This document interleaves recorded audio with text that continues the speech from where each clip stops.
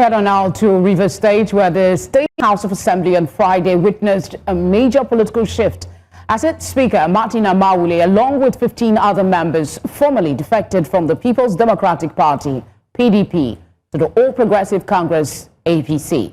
The lawmakers said the move was prompted by the ongoing crisis within PDP at state level, arguing that they could no longer stay under a fractured party. The defection intensifies the long-running power struggle in the State Assembly, where rival factions have disputed the legitimacy of leadership and legislative seats ever since a similar mass defection back in December 2023. Yes, for the Rivers people. Rivers States, let's now turn to political analysts, Professor Iyalla Peterside and Bristol Emmanuel. Gentlemen, thank you very much for being here. Prof, there are those who say this is just a mere formality. It's been expected for a while that this would happen. Is that your expectation? Is that what you think as well? And I also want you to speak as to the timing of this defection. Good evening, Felicity. I think that we need to look at this defection from the point of view of what is the prompt. Recall that this same body defected some months ago and argued vehemently in the courts that they did not defect. So what is the impetus now? The last time it was supposed to be by the prompting of their leader, the FCT minister, who unfortunately did not defect at the time. And at that time, they did not have a significant crisis in the PDP. So the courts were challenging to drop them. In this case, there is clearly some dispute in the PDP, but I'm not sure that the timing is not to the bidding of the FCT minister, who probably wants to show that his alliance to the APC and the president is strong, given his most recent problems.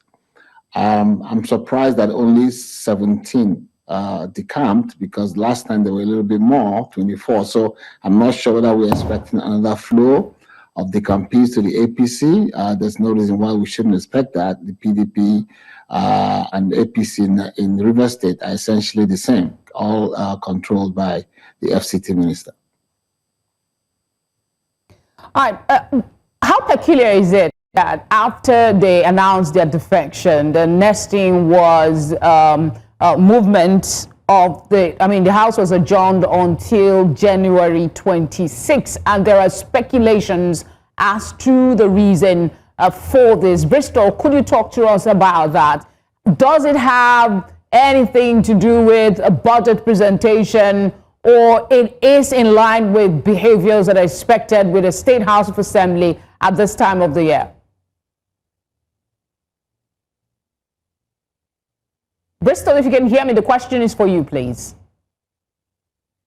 Yes, it's quite an unfortunate situation, and we're expected that this should happen.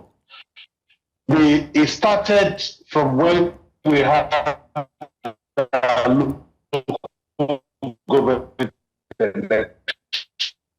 Okay, I think we have a bit of a challenge with Bristol's network. Even at the party primaries at that time, some PDP members that were known as PDP members, who just few days ago, or can you hear me?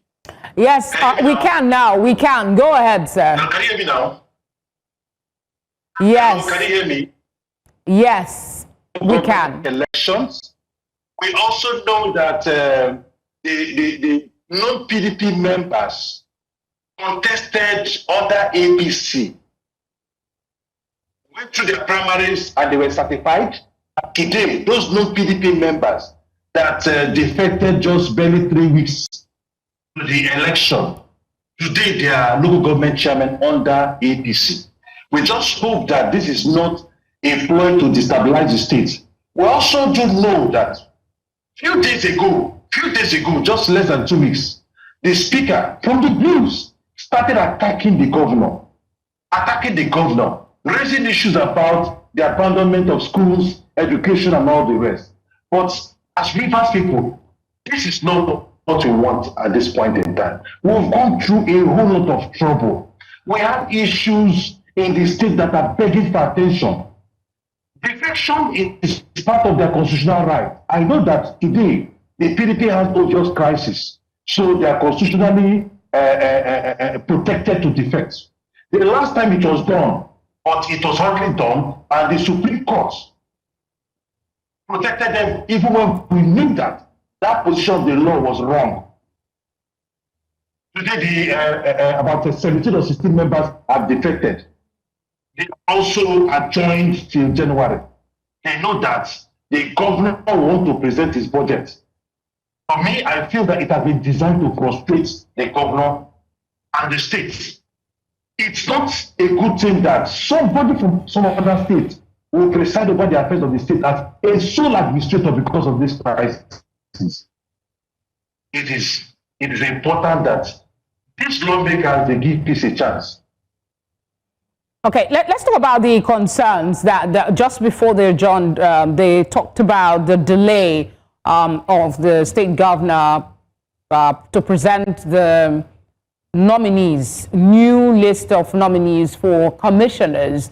That was a concern. And Bristol has brought up the issue of budget presentation, which was something that was also touted as one of the reasons that the members adjourned till January 26.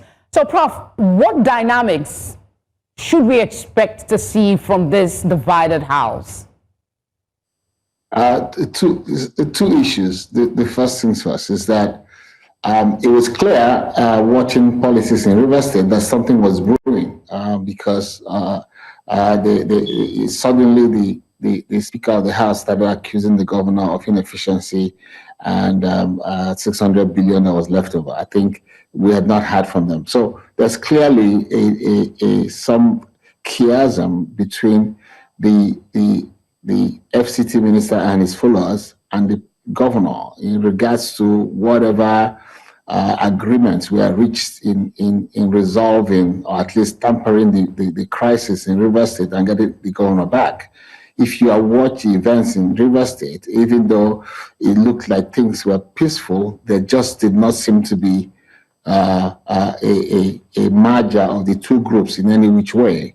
And that is, I think, what has led to the absence of new commissioners, because I think there's a disagreement between the governor and the FCT minister as to who needs to be on that cabinet post. And in fact, if you don't know, you probably should know that the governor has now moved back to the government house and is operating from his private residence to govern the state. The second part is, I don't understand why and what benefit it would be to the state or to the House of Assembly if they prevent the governor from presenting the budget. That is the one area of authority that they have, because ultimately their recognition is based on their ability to control the purse. So stopping the governor from presenting his budget as due, as normally happens in Nigeria in early January, I don't see what benefit that gives them. I just think that at this time, it just seems to me that nobody is thinking about the state, that everybody is thinking about themselves. And yes, they are politicians, they have a right to defect or not defect, but I doubt that anything they are doing right now is in the best interest of the state. Bristol, talk to us about the seeming silence of the governor to what is playing out in the House. Does he really have much to say at this point? What could be his options in reaction should he want to present a budget to the House? I think you know that